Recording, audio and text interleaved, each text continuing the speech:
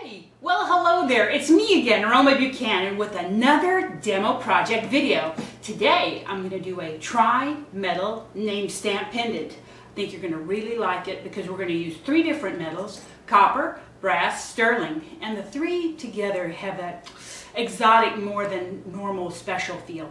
What I really like about it is I go into pretty much detail since this is a two-part series, and you will learn a lot more than with my initial stamping demo.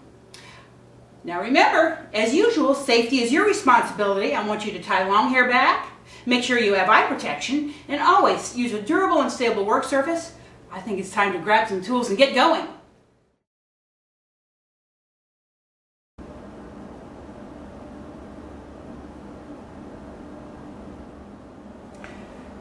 The tri-metal pendant stamping project is comprised of four basic steps.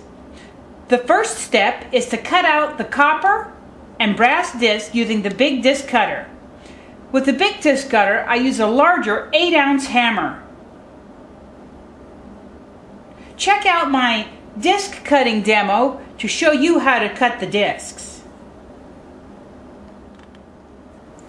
Once you have the discs cut, you'll want to use the sanding block to make sure that there's no rough lip alongside. This is done in a two-phase process. Process one is if you feel a lip right here, put lip side down to the pounding block, use a plastic mallet, and hammer all around. Next, check out the brass one, feel, ham down, hammer. So, there you go. Then, you want to make sure they're extra smooth by using the sanding block and just going along the edges. 1, 2, 3, spin, 1, 2, 3, spin, 1, 2, 3, spin. It's kind of like doing a dance. Do, do, do, do, do, do, do, do, do, do, do, do. Smoothing my disco. And you want to feel it. And you want to make those smooth until it's nice and soft, because if you give this as a gift, you certainly don't want it to cut the recipient, do you? Heck no. Half of metalworking is making sure that everything is nice and smooth. So once that is done, you're ready to move on to the hole making phase.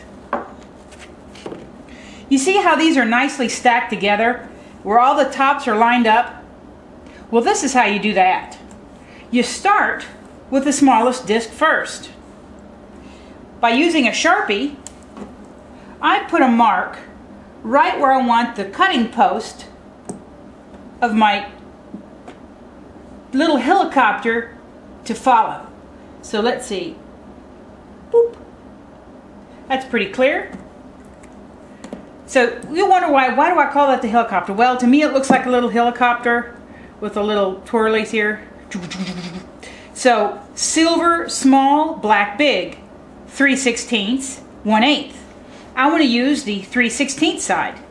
And watch how the little cutting post, I'm going to put my finger in the way. So watch the little cutting post is going to come and show itself. See, there it's coming. La la la. So I'm going to screw this down until the thickness of my brass piece. And I'm going to align that spot right under the cutting post. And when I see that's right there, I'm just going to turn 1, 2, 3. There I go. And it's already cut through. And I back it out. And I use this as my template for the next hole underneath. I'm going to hold this down. Make sure that the hole is at the tippity top. The tops are lined up right there. I'm going to put the mark, put where you can see it. I'm going to mash it down, boop, boop, boop, boop, boop, and let it go carefully. And if I move it too fast, it'll smear, and I don't like that. And scoot it over. There you go. You see that?